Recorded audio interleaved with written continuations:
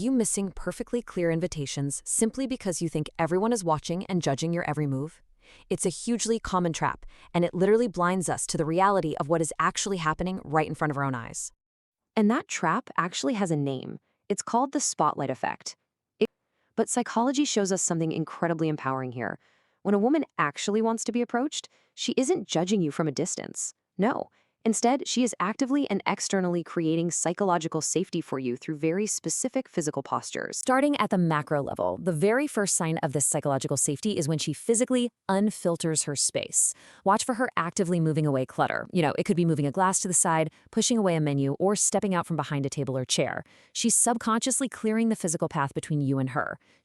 Now, jumping over to another highly spatial cue, which is our fourth sign, this is when she intentionally moves away from her social group.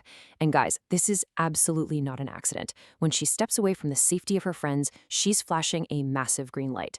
She is showing you that she values a quality interaction way more than social ritual, and she's openly creating that private space you need for a real, uninterrupted conversation. Moving inward to the body itself, let's look at the second sign. The psychology behind a relaxed, open posture is totally fascinating.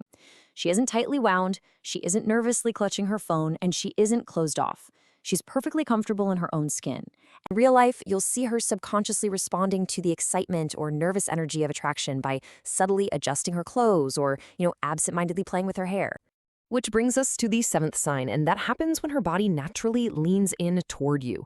Psychology tells us that leaning in shows you she is what we call a deep processor. She physically craves depth, meaning, and a much closer connection to whatever it is you might bring to the table. Section 3, eye contact and energy.